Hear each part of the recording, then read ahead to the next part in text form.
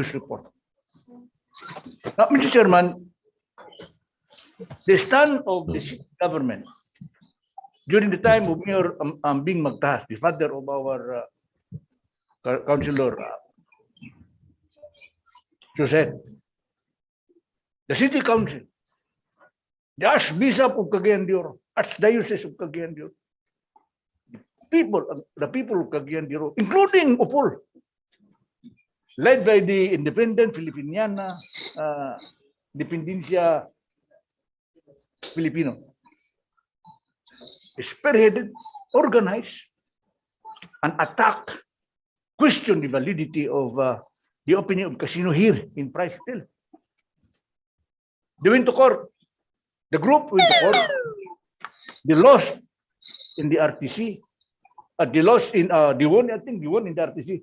But when it went to the Supreme Court, that was reversed, and the Supreme Court said that the operation of casino anywhere is legal, and no LGU can prevent that, because the authority to give the permit does not belong to the local government unit, but to PAGCOR. But despite that decision of the Supreme Court, the group insisted and used people power to stop the operation of the casino. And because of that unified action, casino did not operate. Was not able to operate. Did not operate. And we're okay. The city bloomed, grew, and boomed without the casino. The promise of better income, more taxes, just, empty promise. Nothing. We did not suffer because the casino did not operate. Now, because of that, Mr. Chairman, I think the operators of the casino very interested to operate the casino still. I heard long time ago that they will operate in Opol, but I did not pursue that because that was how many years ago? It reappear now. So makita na to nga. Daan na din sila interesado kanito pa. No, what is so glaring here is that this new casino, the Grand Imperial Casino, is just a few feet away from the boundary of Opol Cagayan de Oro. It means, Mr. Chairman, that this casino is not catering mainly from the people of Opol, but from Cagayan de Oro. So we will be the one mostly affected by this operation. Now, karon dili man tingali maayo nga mag-ingon kita nga maingon ta nga kita mo interfere sa nitabo sa Opol kay ang Opol lain separate nga LGU. Why? Because first, there was no public hearing. Even the provincial government of Misamis Oriental objected to this operation.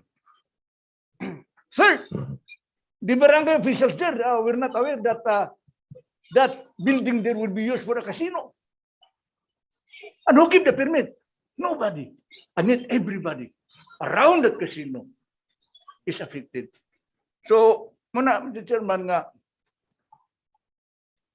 I hope that we can put a stand here nga, although we are separate, this is a separate jurisdiction, we cannot interfere to the decision decision of the people of the LGU of Opol, but we can make a stand because I know gambling has no boundary. Kita gid ni mapektuhan ni. O nagsigurado gid ko nga ma-disturbo kitag maayo ani. Now I move at the proper time for a resolution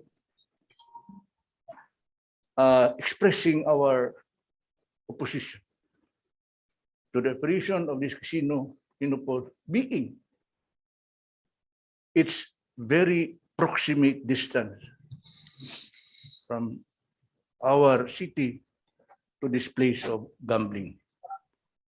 Now, ang timing po, Mr. Chairman, hindi maayo. Mas galikay pag kita karoon na pa COVID na open naman noon sila yun sa casino. I mean, the timing is very bad. The timing is very bad. Ipahulat ng sauna na. Next year, wala ng COVID, pero karoon mag-open sila. Nakakita ba nyo na yung building? Dako kayo ng building. Dako kayo. Na. Nandun sa checkpoint. Tatabok lang gusto tulay. Sa boundary na ito sa upol. Kita kayo ng tuyo, anak. Dili man ang upol. Thank you very much, Mr. Chairman. Okay, thank you, Councilor Edgar Cabanlas.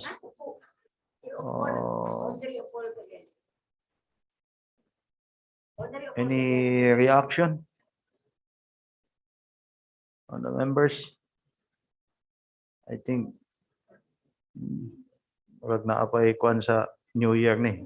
Wala ba apay overhang or hangover sa New Year or the holidays. Any reaction? Okay, Councilor Roger Abaday. Reaction. Thank you very much, Mr. Chair, my colleagues, and to all people who are with us this regular session. I heard already this news, Mr. Chairman, because even the provincial government of Camarines Oriental and most of the barangays were deceived of this operation. No? It was a midnight operation. It was, I think, Christmas. Christmas. So the people of Upol again were surprised, and even the provincial board are having their opposition and they are under investigation. So my concern, Mr. Chairman, is we might be considered by the people of Upol, especially the executives there, that we are interfering on their affairs. That is their own jurisdiction. So, what's the reason to interfere with their that operation of casino? It's true that we experienced that in Cagayan de Oro, Pagcor, during the time of administration of Mayor Magtahas. So now my question is, do we need to participate with that with regards to that issue, Mr. Chairman? Are we affected? And this is the question. If that casino operation, will that affect our city adversely or morally? So that's the thing that we have to weigh up also, whether our objection, our opposition would also have validity in terms of the operation of that casino. So each of us, we have our independence. We are so to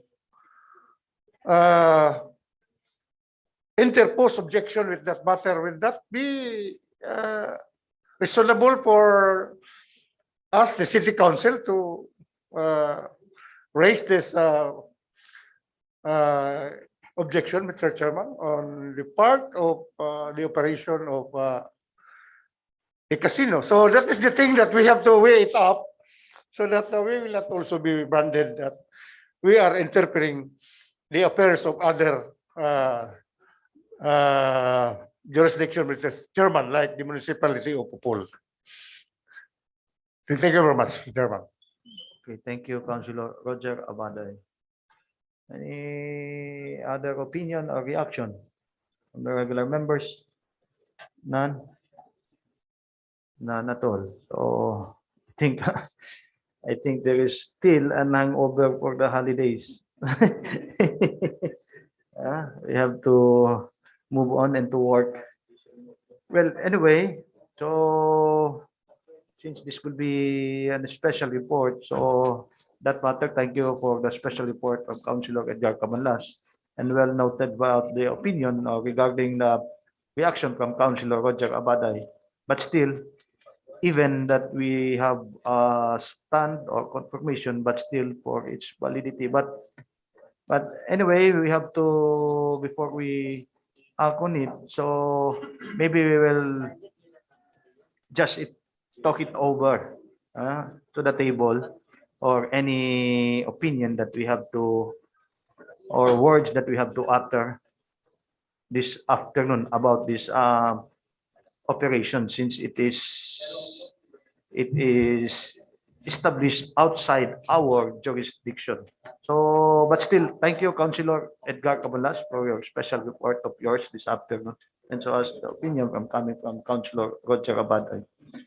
So, anyway, our second reporter this afternoon, May I our proceed, majority floor leader, Thank you. Councilor Ayan Mark Kiblat Nakaya, bayong hapon kanimo majority floor. Thank you, You Mr. have the Chairman. floor. About few months ago, I recall, Mr. Chairman, in two of the meetings of the Committee on the Traffic, presided over by Councilor Romeo Calizo, we engaged discussion with the RTA chief and personnel as regards traffic management in the city of Cagayan de Oro. We even questioned, but was not answered positively by the RTA chief as regards the question that we have raised. And considering that that question was raised not within the subject matter. But at one time, Mr. Chairman, we asked the RTA chief as regards the no right turn policy that it has imposed on the motorist. Because I understand, even asking the city secretary a few months ago, that we have not enacted a local ordinance that imposes no right turn, because in the international traffic management, Mr. Chairman, right turn is free right turn. Otherwise, there are modifications, but it does not state that for the left-hand drive motor vehicles running the roads, Mr. Chairman, it's free right turn. So in Cagayan de Oro, it has caused havoc and traffic and disagreements among motorists and RTA personnel, including those who are manifesting their objection, because instead of a free right turn, it happened that you have to wait for a long line for all the traffic flow from from the left side of all the units available in the intersection. Instead of giving way to the right turn availability, Mr. Chairman, for the next intersection, RTA is stopping the passageway because of the directional sign. By using the authority of an executive order, which according to the personnel of RTA, Mr. Chairman, it grants them the authority to impose pecuniary penalty to motorists violating their traffic signs, is not without support, is not supported by our ordinance. True, the ordinance of Cagayan de Oro has provided authority to the executive to put traffic signs, but only to those areas where we put regulations. And the authority of that traffic sign must be based on the ordinances that the city council have enacted. Even the presiding officer Councilor Romeo Calizo during the meeting was in agreement, Mr. Chairman, as regards our call to the RTA. But considering that it has not reached their premature, that it has to be within the bounds of their power, that nothing, even the legislative branch or members of the council can question, may we ask the RTA chief to kindly provide us with the authority and the basis of their traffic signs in the intersections of the city roads, Mr. Chairman, asking them on what basis they put traffic signs of no right turn. That would be my proposal, Mr. Chairman, either by way of enacting a resolution or referring it to the committee. And may I, again, considering that they could not articulate their position very well during deliberations, a written position paper coming from the RTA office, Mr. Chairman, so that we can review whether or not they are standing on the legal ground according to the provisions of law. Thank you. Okay, thank you, Majority Floor Leader Ayan Marquiblat Nakaya. Well, for the committee chairman on the traffic, rules and traffic, no other than Councilor Romeo Calizo. Quick reaction. Thank you very much, Special Mr. report. Presiding Officer. Good afternoon to you. Mayong hapon kanina. And may hapon sa akong mga colleagues sa 19th City Council. It is but timely for the special report to be presented before this body, considering the well-observed upsurge on the traffic problem, especially during the celebration of the holidays. And if I just give a background, I tried to research why RTA started enforcing the no right turn on red signal, no right turn on red signal. And before, of course, giving recognition to the efforts of the City Council years back. The only reason is because of the accidents. But they failed to come up with appropriate references in immediately enforcing that particular law. And in fact, until now, it's not considered a law because it is not the appropriate components were not met. Because when we referred to our secretary in coming up with a law on no right turn on red, it should be first specified. So maybe in some intersections in our city thoroughfares, we need to enforce the no right turn on red, but not in all intersections. So we need to specify. Now, in our last meeting, we agreed during the last meeting of the Committee on Traffic Management that it will be an assignment on the RTA to present to us what will be their best scheme of enforcing, easing up the traffic on these particular intersections. And it was just that we were overtaken by some events.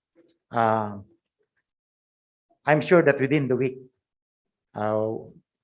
atong singlon ang atong RTA sa ilang assignment, and it was well attended by Councilor Abaday, our majority floor leader. I think Councilor Steno was there, and we came up with an agreement that RTA shall present to us a specific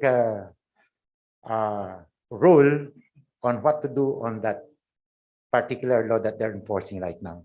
Because really, international doctrine says if it is in every intersection, the right turn is a free right turn. Now, if you want to specifically enforce the no right turn on red signal, it should be on specific intersections that will be identified by them, and it will be placed on the map so that commuters, motorists will not be confused about this. So within the week, Mr. Chairman, we again, I will invite the same colleagues that attended the last meeting so that finally we'll come up with an appropriate ordinance. Thank you, Mr. Chairman. Okay, thank you, Councilor Romeo Calizo. Okay, a reaction coming from Councilor Roger Abaday. Thank you very much, Mr. Chairman. In addition to what has been professed by our colleagues, Mr. Chairman, I am asking the RTA with regards to their explanation, why they come up with that policy, no, the no right turn in during red light. So, it would be supported with a study of the incidents. Doon na ba mga ilang study nga why did they come up with that policy nga no right turn during red lights? So doon na ba the study of the incidents on those areas that they put as a violation to right turn? Because internationally, you can have to turn right even if it is red, but with caution, so that there is fluidity of the traffic flow, and especially that during crisis, fuel crisis, the mahal king gasolina o crudo karon. So it as again an additional burden on the part of the pedestrians or by the vehicle owners. With that, kay I observe kaning mga streets nga free right turn. Kuan kayo ang dagan sa traffic, walay problema. Kanino na problema ilang gibutangan karon og no right turn during red lights. So wala pa klaro nga signal. So I think that's part of their explanation. Ang ako lang request, Mr. Chairman, in addition with their explanation, dugangan nila og the dabay incidents, no naman lang study nga in imposing that policy unsa ilang beses tungod ba kay daghan aksidente diya nga nitabo, or they just impose it even without ordinance supporting that policy, Mr. Chairman. Thank you very much. Okay, thank you, Councilor Roger Abaday. Okay, is there any other who wants to react or comment? There is none. Okay. Thank you, Councilor Roger Abaday. And thank you, Majority Floor Leader, Ayan Mark Kiblat Nakaya, for your special report. But it's a matter on option for it is a resolution or any committee level discussion. I think it's much better for the committee discussion since the RTA is still under the bureaucracy of our local government unit. But we have to discuss it more further and to talk it over about this implementation, since there is already a violation from the international laws. But since we have to hear it out about the other side of the coin, so it is much better to discuss it in the committee level chaired by Councilor Romeo Calizo on this matter and act it as swiftly as you can, since it is already implemented, and act it accordingly. This matter, the special report of Majority Floor Leader Ayan Mark Kiblat Nakaya, is referred to the committee chairman on traffic, chaired by no other than Councilor Romeo B. Calizo. Okay, do we have still last reporter? Okay, Councilor Ruben Daba, mayong hapon kanimo, Councilor. You have Mayong the floor. hapon. Maayong hapon, Mr. Chair, ug maayong hapon sa akong mga kaigsuonan nga naa karon diha sa sesyon ug atong mga bisita ug Happy New Year no sa tanan. Mr. Chair, medyo nabalaka gid kita kay grabe kaayo ang paghagupit sa iyang kabangis si Omicron sa Manila. Unya nakita nato nga nag-level 3 sila. Unya ang isa sad na ang atong nabalaka kay although kung kanang Omicron nabasa na ako Mr. Chair nga dili kaayo siya ka grabe kaayo ka violente parehas sa Delta, pero ang kulba ni ana kung tungod kay ma-overwhelm ang atong mga medical surveys, mo kana ang makahatag dayon og problema. Nakita sad nato Mr. Chair nga kung siguro naibaw-an sad sa uban sa akong mga kaigsuonan, akong mga kauban nga mga councilor, nga ang atong mga tambal labi na gyud ang phenylphylalamin no medyo nawala na, biogesic uban pa og para sa ubo.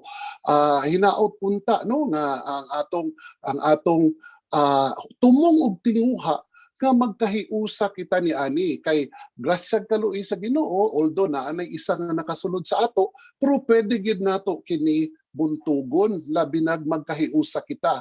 So sa dinhi nga punto Mr. Chair, naghangyo ako no sa isa ka ordinansa no hinaot unta nga imong itugot og ang atong mga kaigsunan subject to styling nga atong ibalik or atong ipa-impose gayud ang katong ingon sa presidente nga 3 Cs labi na gyud sa atong face shield no nga kinahanglan kumusulod sa kanang close contact og crowded.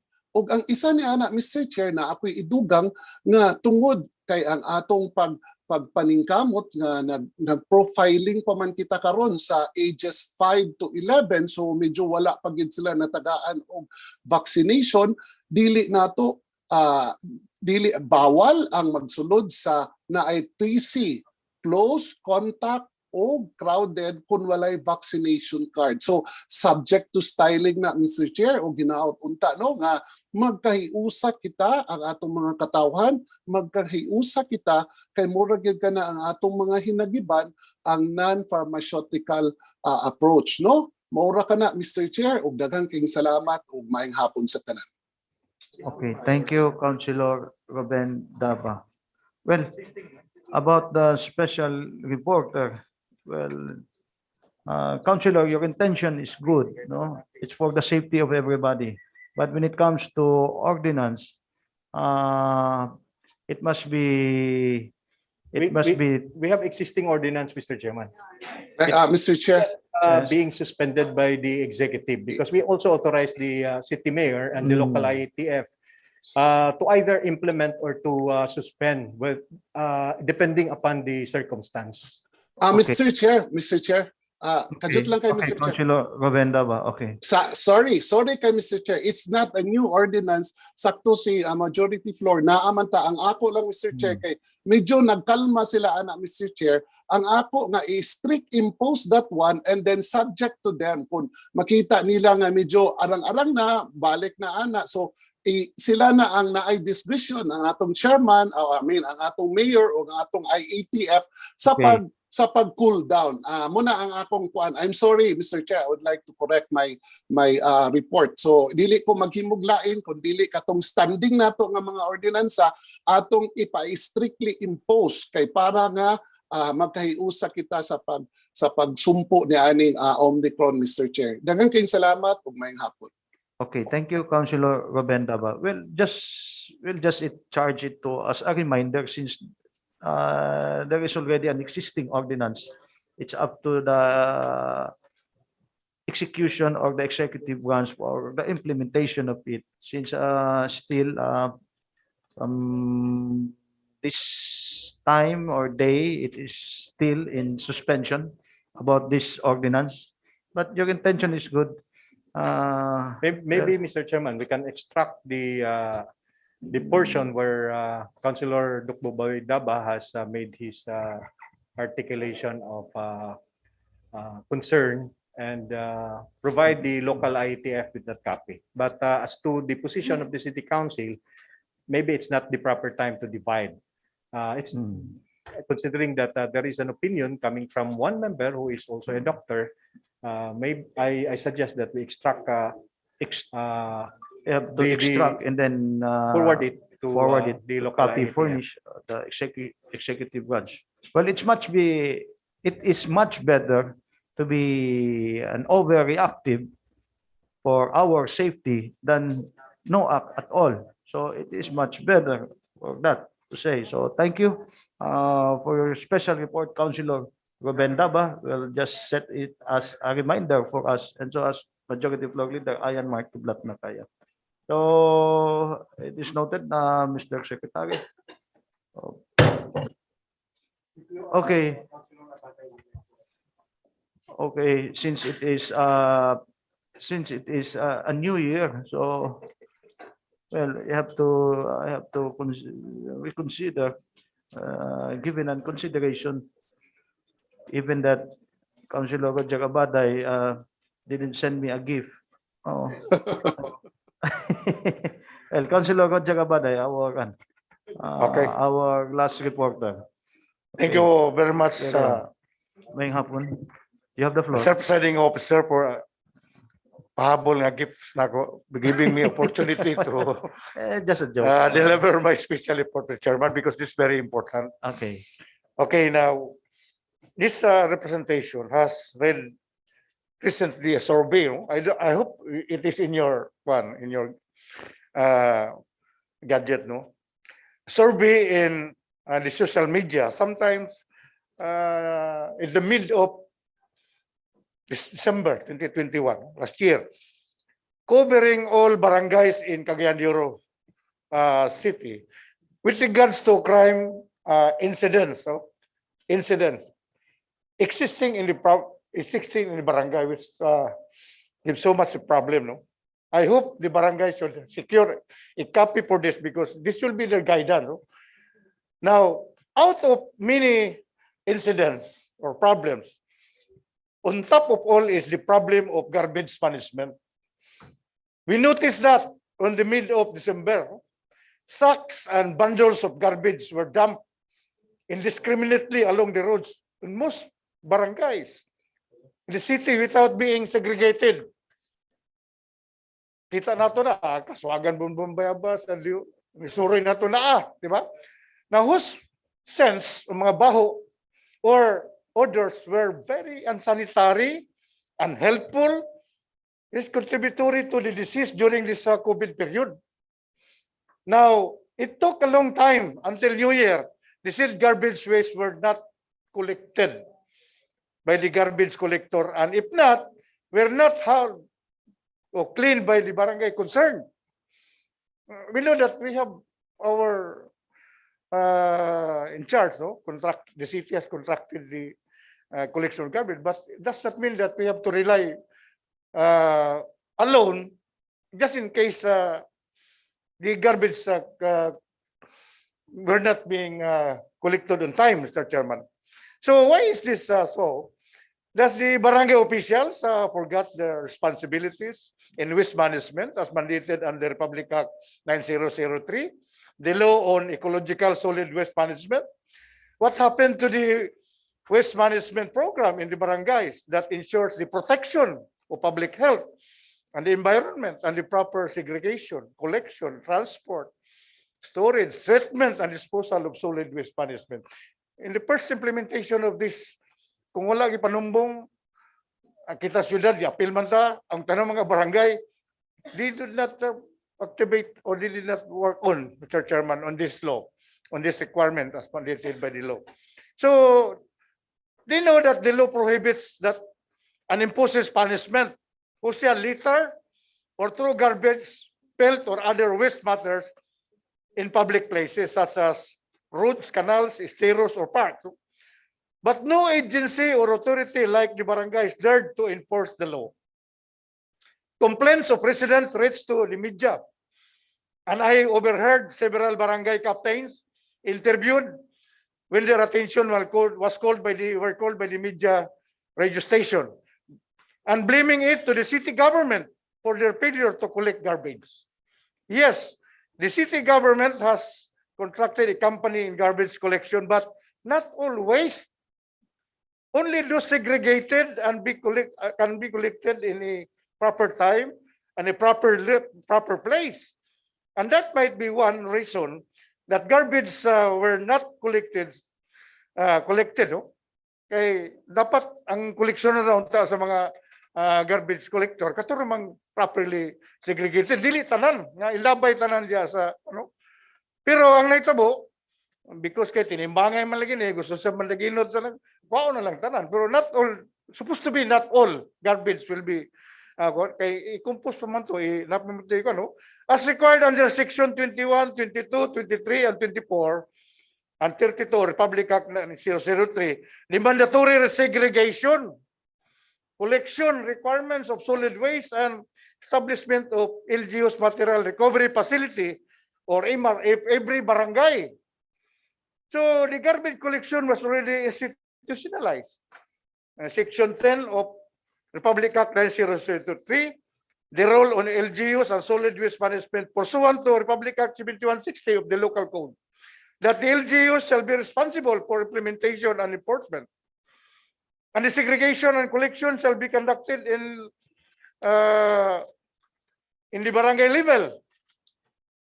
Now, especially the biodegradable, compostable, and reusable waste. So, the respective barangays in the city should reactivate. No, my recommendation on my proposal that we have to reactivate their waste management program. Huwag yung linggas gugon lang kay wala na may maghulat tao ipanumbong ta.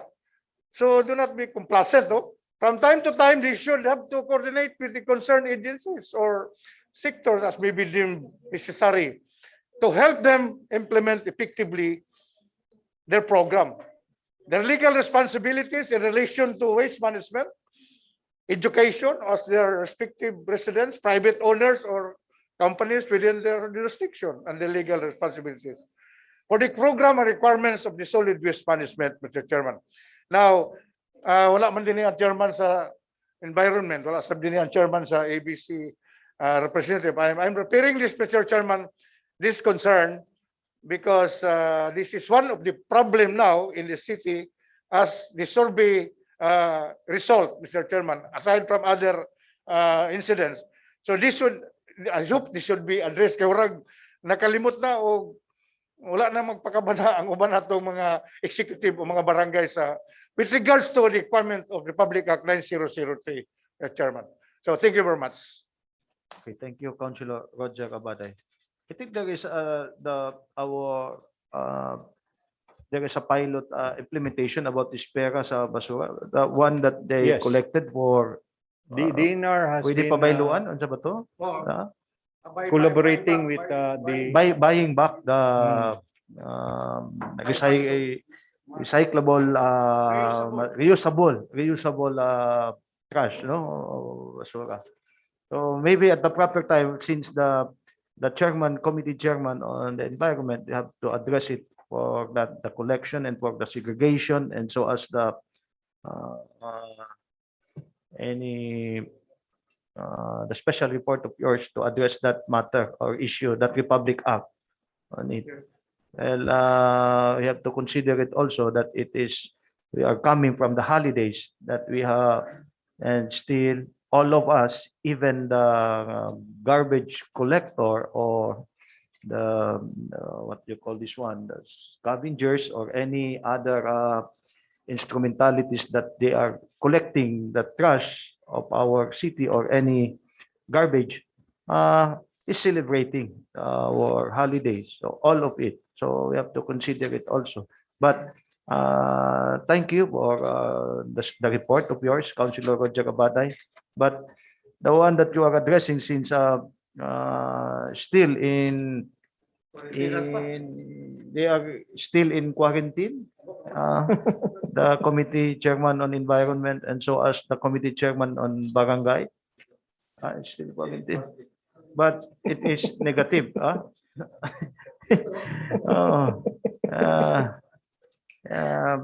but they were tested negative. They are tested. Just negative. complying the protocol, Mr. Chairman. Okay, thank you, Councilor Roger Abaday. So, you have to, we have to notify them. Yes. Especially when they already arrived. Thank you, Councilor Roger Abaday. So, Majority Floor Leader for the orders of the day. Thank you, Yeah, Mr. po. Chairman. Move for omnibus motion for items 1 to 12. They 1 to 12. having been in the similar subject matter, Mr. Chairman. Item 1, proposed resolution number 2022-1, returning to the Barangay Council, Barangay number 9, the city, its ordinance number 002, series of 2021. 2, proposed resolution number 2022-2, returning to the Barangay Council of Barangay number 26, the city, its ordinance number 02, S-2021 series of 2021. 3, proposed resolution number 2022-3, returning to the Barangay Council of Barangay number 31, the city, its ordinance number 2-S-2021 series of 2021. 4, proposed resolution number 2022-4, returning to the Barangay Council of Barangay number 35, the city, its ordinance number 2-S-2021 series of 2021. 5, proposed resolution number 2022-5, returning to the Barangay Council of Barangay number 36, the city, its ordinance number 02-S-2021 series of 2021. 6, proposed resolution number 2022-6, returning to the Barangay Council of Barangay number 39, the city, its ordinance number 02-S-2021 series of 2021. 7, proposed resolution number 2022-7, returning to the Barangay Council of Barangay Cugman, the city, its ordinance number 002 series of 2021. 8, proposed resolution number 2022-8, returning to the Barangay Council of Barangay Indahag, the city, its ordinance number 2-2021 series of 2021. 9, proposed resolution number 2022-9, returning to the Barangay Council of Barangay Makasandig, the city, its ordinance number 02 series of 2021. 10, proposed resolution number 2022-10, returning to the Barangay Council of Barangay Pagatpat, the city, its ordinance number 002 series of 2021. 11, proposed resolution number 2022-11, returning to the Barangay Council of Barangay number 9, the city, its ordinance number 003 series of 2021. And 12, proposed resolution number 2022-12, returning to the Barangay Council of Barangay Bugo, the city, its ordinance number 002-21, covering the respective supplemental budgets for calendar year 2021 with estimated incomes, with the information that said ordinances are operative in their respective entirety. Move for the approval of items 1 to 12, Mr. Chairman. Properly moved by the Majority Floor Leader. Any second? Second, Seconded by Councilor Edna Marban Dahino. Any objection? Objection? There is none. Hearing none. Resolution number 2021. That's 1. Resolution number 2022. That's 22. Resolution number 2022. That's 3. Resolution number 2022. That's 4. Resolution number 2022. That's 5. Resolution number 2022. That's 6. Resolution number 2022-7, resolution number 2022-8, resolution number 2022-9, resolution number 2022-10, resolution number 2022-11, resolution number 2022-12. Properly moved and seconded. Since there is no objection, hearing no objection, it is hereby approved. Move to dispense second final reading. Dispense with its finality. Any second? second, For omnibus motions for items 13 to 19, Mr. Chairman. 13, proposed resolution number 2022.